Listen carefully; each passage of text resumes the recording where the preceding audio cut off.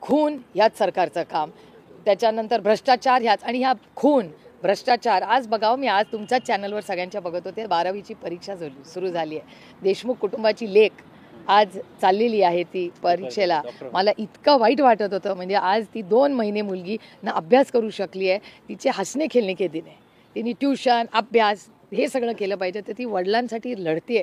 म्हणजे किती असंवेदनशील सरकार आहे आम्हालाही समजत नाही. कारण का काल महाविकास आघाडीच्या वतीने तिन्ही पक्ष म्हणजे काँग्रेस, उद्धवजींची सेना आणि राष्ट्रवादी काँग्रेस, आम्ही सगळे खासदार एक तर पहिल्यांदा माननीय अमित शहाजींची वेळ मागायला गेलो होतो आणि तिकडून एकत्र शिवराजसिंग चव्हाणांकडे वेळ मागितली आम्ही. कारण का या सोयाबीन, कपास, दूध अनेक प्रश्न आहेत शेतकऱ्यांचे, आणि पीक विम्याचा जो मोठा घोटाळा महाराष्ट्रात झाला आहे त्याच्याबद्दल त्यांनी आम्हाला 1 आठवड्यापूर्वी शब्द दिला होता, ते इन्क्वायरी लावतील.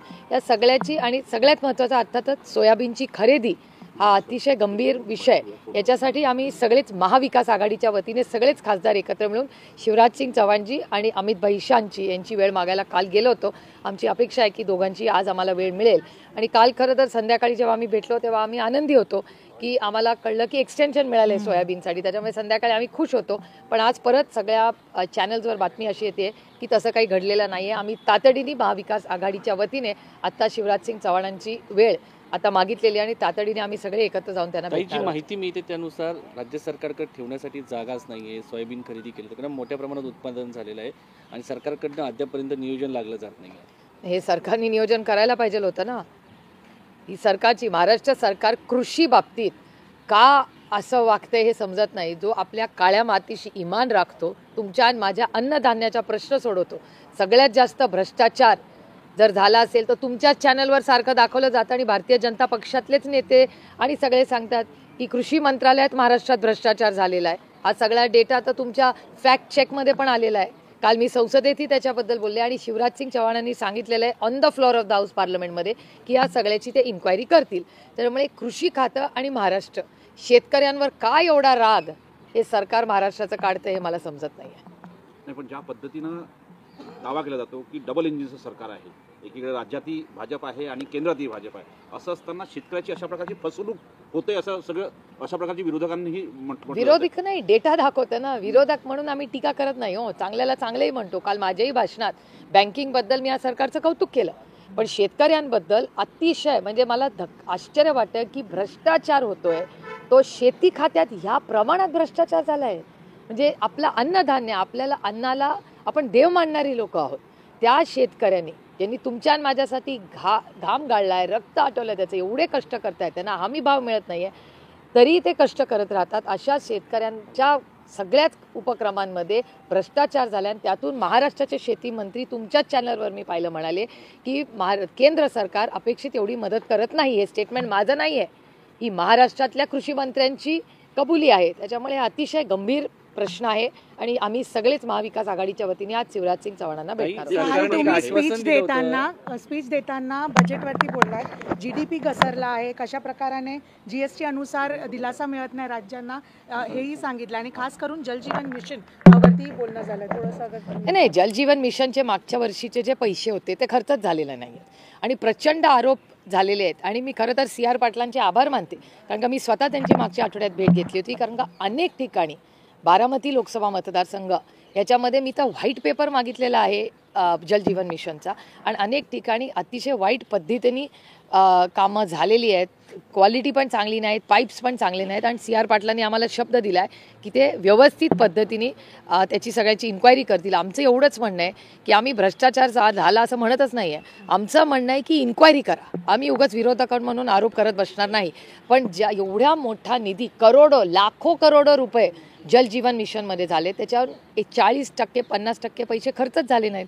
खर्चही झालेले आहेत आणि जे झाले तिथे अनेक ठिकाणी पाणी पण नाही आहे. अशा ठिकाणी जलजीवन मिशनची कामं झाली. हे अतिशय चिंताजनक आहे. मी फक्त सरकारला नावं ठेवत नाही, माझं म्हणणं आहे माणुसकीच्या नात्याने हे केलं पाहिजे ना. कष्टाचे पैसे तो तुम्ही सगळे टॅक्स भरता, त्या टॅक्समधूनच ही कामं होतात ना.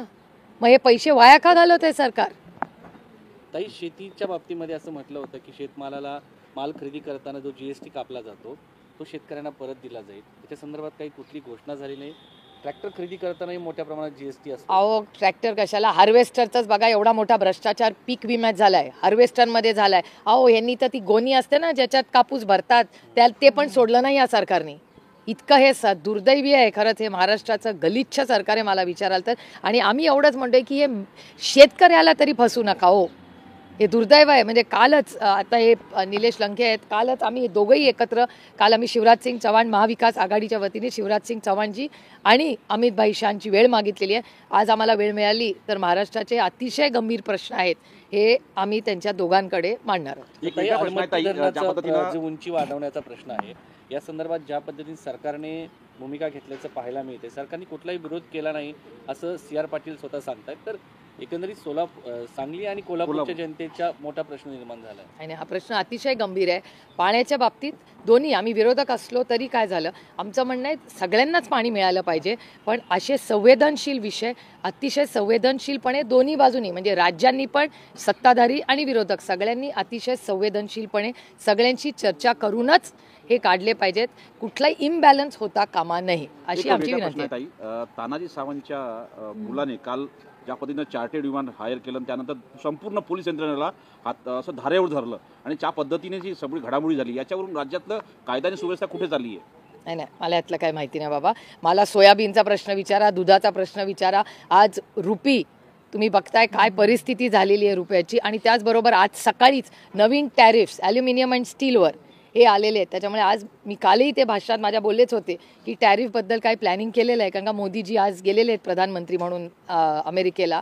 तर याची काही चर्चा होणार आहे, कारण जर होणार असेल तर या टॅरिफचा इम्पॅक्ट आपल्या सगळ्या बजेटवर काय होणार आहे, या आपल्या देशाच्या इकॉनॉमीवर काय होणार आहे, अशी खूप मोठी आव्हानं आज देशाच्या समोर आणि आपल्या स्वतःच्या राज्यासमोर. कारण का आपल्या राज्यावरच एवढा मोठा तुम्ही बघताय डेट, आधी म्हणत होते 1 लाख कोटी आहे, आता कालच्या वर्तमानपत्रात आलं आहे 2 लाख कोटी रुपये. तर मग हे सगळं जे आहे हे कसं आपलं राज्य फेडणार आहे, आपल्याला केंद्र सरकार मदत करणार आहे का याच्यासाठी? हे अशी खूप मोठी आव्हानं आज राज्यासमोर आहेत. उपमुख्यमंत्री एकनाथ शिंदे आज राजधानी दिल्लीत आहेत, त्यांना महाजी शिंदे महाराष्ट्र पुरस्कार मिळणार आहे, शरद पवार यांच्या हस्ते मिळणार आहे, काय सांगणार? दोन्ही नेते एकाच मंचावर आहेत. ते नाही मला माहिती बाबा, मला माझा कार्यक्रम माहिती आहे. शिवाजीराजेंचे वडील, छत्रपती शिवाजी महाराजांचे वडील शहाजीराजांच्या समाधीवर सतत छप्पर नाहीये अशी माहिती एका इतिहासकाराने दिली. त्याचा व्हिडिओ पण टाकला विश्वास पाटील यांनी. त्यावरून लोकांच्या मनामध्ये संतप्त भावना आहे. सरकारने किमान छप्पर तरी उभं करावं एवढी. माझं म्हणणं आहे की ह्या सगळ्या गोष्टी, शेतकरी असेल, छत्रपती शिवाजी महाराज असतील, ही सगळ्या गोष्टींकडे हे सरकारचं लक्षच नाही आहे. सातत्याने आपण बघता, हे म्हणतात डबल इंजिनचं सरकार, पण डबल इंजिनच्या सरकारमुळे कुणाचं भलं झालं आहे? आणि अतिशय असंवेदनशील हे सरकार आहे. रोज भ्रष्टाचाराचे आरोप या सरकारवर होत आहेत. म्हणजे एक्स्टॉर्शन ह्याच सरकारचं काम, खून ह्याच सरकारचं काम, त्याच्यानंतर भ्रष्टाचार ह्याच. आणि ह्या खून भ्रष्टाचार आज बघावं, मी आज तुमच्याच चॅनलवर सगळ्यांच्या बघत होते, 12वीची परीक्षा सुरू झाली आहे. देशमुख कुटुंबाची लेक आज चाललेली आहे ती परीक्षेला. मला इतकं वाईट वाटत होतं, म्हणजे आज ती 2 महिने मुलगी ना अभ्यास करू शकली आहे, तिचे हसणे खेळणे के दिन आहे. तिने ट्युशन, अभ्यास हे सगळं केलं पाहिजे, तर ती वडिलांसाठी लढते. म्हणजे किती असंवेदनशील सरकार आहे हे, त्याच्याबद्दल तोंडातून एक शब्द हे सरकार काढू नये. मग भ्रष्टाचार, एक्स्टॉर्शन, अजून काय करावं? किती आरोपणी झाले त्या सगळ्यांवर, पण 60 दिवस झाले तो एक जो फरार आहे 5वा माणूस, तो मिळत नाही या सरकारला. कृष्ण आंधळे मिळत नाही, पण तानाजी सावंतांच्या मुलासाठी या सगळ्यांनी रान पेटवलं होतं काल या सरकारने. पण या कृष्णाला पकडण्यासाठी 60 दिवस झाले आणि तो सापडत नाही. दुर्दैव आहे आपल्या महाराष्ट्राचं आणि आपल्या सगळ्यांचं. मला विचार धनंजय मुंडे संदर्भात कोर्टाचा निर्णय काही असो, म्हणजे त्यांचं वैयक्तिक प्रकरण आहे, मात्र त्यांनी अंशतः हिंसाचार केला, कौटुंबिक हिंसाचार असं कोर्ट म्हणते. त्यांचे पोटगी वगैरे त्याचे पर्सनल विषय असो, पण एक मंत्री त्याच्यावरती कोर्ट म्हणते अंशतः हिंसाचार केला एका महिलेवरती. असा मंत्री राज्याच्या मंत्रिमंडळात असणं, मी तुम्हाला सांगू, मी पहिल्यापासून सांगते, काही विषय असे असतात ज्याच्यावर मी बोलणार नाही. हा विषय त्यांचा कौटुंबिक आहे, मी त्याच्यात बोलणार नाही. पण हे खूप दुर्दैवी आहे आणि दुर्दैव आहे, मला हे बोलावं लागतंय. पण कैलासवासी यशवंतराव चव्हाणांच्या महाराष्ट्रामध्ये नैतिकता ही राहिलेली नाही. आणि या सरकारमध्ये तर ती सुरेश धस म्हणली गोष्ट खरी आहे, नैतिकतेची आणि ह्यांची गाठ कधी पडलीच नाही.